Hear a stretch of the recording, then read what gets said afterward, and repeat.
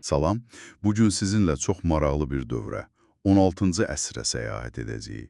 Renesansın həm parlaq, həm də, necə deyim, kölgəli tərəflərinin olduğu bir zaman kəsiyi. Salam. Bəli, həqiqətən də ziddiyyətlərlə dolu bir əsrdir. Əlimizdəki mənbələr də bunu göstərir. Fəlsəfə var, siyasət var, elm, kəşflər, çox geniş bir spektr. Gəlin bu mənbələri, belə deyək, qat-qat açaq, görək altından nə çıxır. Məncə də. Bu dövr doğrudan da böyük dəyişikliklərin, eyni zamanda ciddi toqquşmaların yaşandığı bir dövrdür.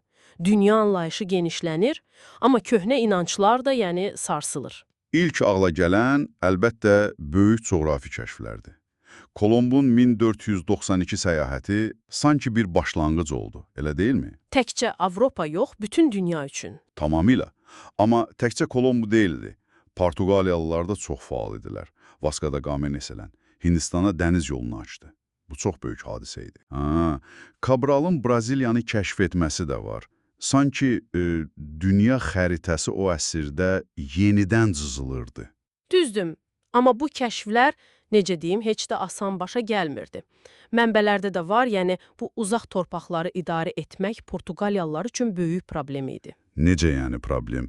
Nə kimi çətinliklər var idi? Baxın, onlar seçim qarşısında qalırdılar. Quruda hərbi güclə irəliləsinlər, yoxsa dəniz yollarına, ticarətə nəzarət etsinlər. İkisi bir arada çətin idi.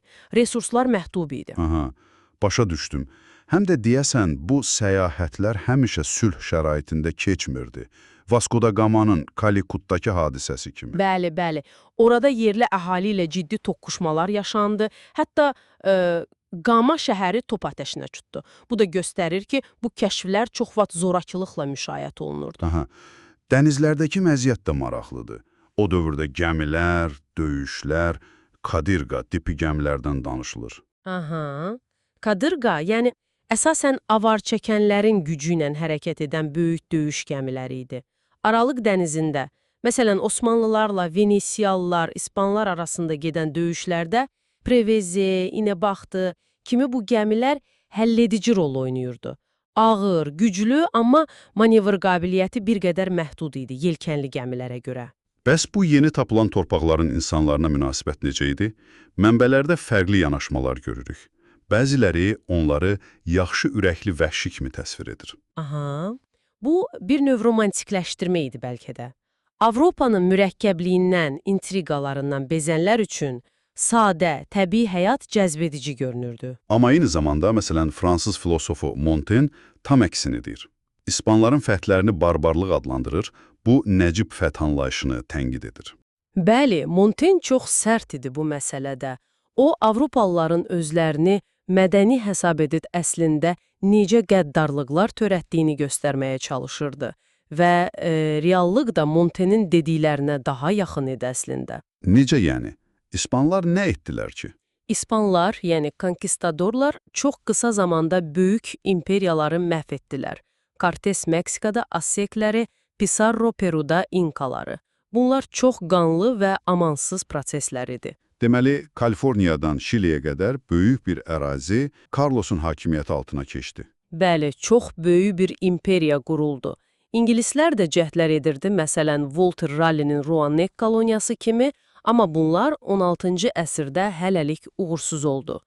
O dövrdə yeni dünya üzərində İspaniya və Portuqaliyanın hegemonluğu demək olar ki, mütləq idi. Dünya bir tərəfdən belə genişlənərkən, Avropanın öz içində də ciddi sarsıntılar yaşanırdı. Reformasiya hərəkatı. Martin Luther, 1517-ci il 95 tezis. Bu, xristiyan dünyasını parçaladı, elə deyilmi? Şübhəsiz. Bu sadəcə dini bir hadisə deyildi. Bütün Avropanın siyasi, sosial, mədəni həyatına təsir etdi.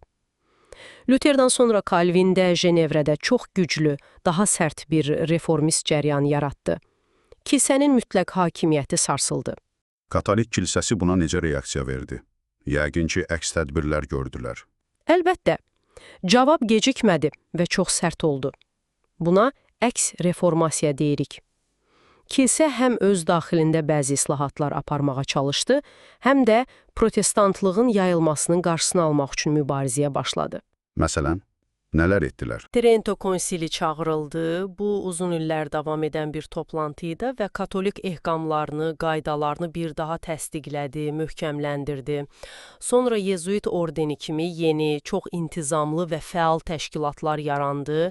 Onlar təhsildə, missionerlikdə çox güclü idilər. Amma bunun bir də qaranlıq tərəfi var idi. İnkvizisiya, xüsusilə İspaniyada. Bəli, İspaniya inkvizisiyası çox amansız idi. Əsas hədəfləri də dini azlıqlar idi. Ölkədə dini birliyi təmin etmək adı altında əvvəlcə Yahudiləri qovdular 1492-ci ildə. Sonra da müsəlmanları. 1502-ci ildən etibarən müsəlmanlara seçim qoydular. Ya xristianlığı qəbul edin, ya da ölkəni tərk edin. Çoxları zorla din dəyişdirməyə məcbur edildi. Bu çox faciəvi hadisələr idi. Belə bir qarışıqlıq, parçalanma, mübarizə mühitində informasiyanı nəzarət etmək cəhdləri də güclənib yəqin ki. Mənbələrdə kitab qadağalarından, yazıçıların təqibindən danışılır. Düzdür. Çap maşını ixtira olunmuşdu, fikirlər daha sürətlə yayılırdı, amma həm kilisə, həm də dövlətlər bu yeni, bəzən təhlükəli sayılan fikirlərin yayılmasından qorxurdular. Ona görə də senzura gücləndi, kitablar qadağan olunmuş kitablar siyahısına salınırdı. Yazıçılar da özlərini qorunmaq üçün müxtəlif üsullar əl atırdılar. Təxəllüslə yazmaq, başqa ölkələrə qaçmaq, hətta deyilir ki, bəzən təhlükəli fikirləri birbaşa deməmək üçün dialoq formasından istifadə edirdilər. Yəni, fərqli personajların dilindən verirdilər ki, birbaşa müəllifi ittiham etmək çətin olsun. Bəli, bu da bir üsul idi, amma həmişə işə yaramırdı. Cordano Bruno kimi mütəfəkkirlər var idi ki, öz kosmologiya, fəlsəfə haqda cəsarətli fikirlərinə görə tonqalda yandırıldılar. Bu o deməkdir ki, Renesansın gətirdiyi o azad düşüncə ilə sərt dini və siyasi nəzarət arasında daim bir gərginlik mövcud idi. Çox maraqlıdır. 16-cı əsr bir tərəfdən coğrafi kəşflərlə dünyanın üfüqlərini inanılmaz dərəcədə genişləndirir. Bəli, yeni qitələr, yeni mədəniyyətlər kəşf olunur. Amma eyni zamanda Avropanın öz içində dini parçalanmalar dərinləşir, müharibələr baş verir, inkvizisiya kimi qurumlar fəaliyyət göstərir. Həqiqətən də, bir tərəfdən böyük intellektual oyanış, humanizm, elmə maraq artır, digər tərəfdənsə sərt ideoloji nəzarət, fikir ayrılıqlarına dözümsüzlük hökm sürür. Olduqca ziddiyyətli bir mənzərədir. Bu, əslində, bir növ qloballaşmanın ilk addımları sayıla bilərmi? Yəni, dünyanın fərqli hissələri arasında əlaqələr qurulur, amma eyni zamanda bu əlaqələr çox vaxt münaqişə və hökmranlıq üzərində qurulur. Çox yerində bir təsbitdir. Bəli, bu həm inteqrasiya, həm də parçalanma dövrüdür. Üfüqlər genişlənsə də, sərhədlər həm fiziki, həm də zehni sərhədlər daha da sərtləşir sanki. Bütün bu müzakirələrdən sonra istərdim ki, dinləyicilərimiz də düşünsünlər. Bu qədər fərqli, hətta bir-birinə zid proseslər, dünyanı birləşdirmə cəhdləri ilə eyni vaxtda mövcud olan bu sərt dini və ideoloji nəzarət bir-birinə necə təsir etdi? Yəni, bu gərginlik sonraki əsrləri necə formalaşdırdı? Bugün yaşadığımız dünyanın bəzi problemlərinin kökləri bəlkə də məhz o dövrdə gizlənir. Tamamilə. Bu, həqiqətən də üzərində düşünməyə dəyər bir sualdır. Bugünlük bu qədər. Ümid edirik ki, bu dərin müzakirə sizin üçün də maraqlı və düşündürücü oldu. Bizimlə olduğunuz üçün təşəkkürlər. Əgər bu tip müzakirələri bəyənirsinizsə, kanalımıza abunə olmağı və bu bölümü bəyənməyi unutmayın. Növbəti söhbətlərdə görüşənədək.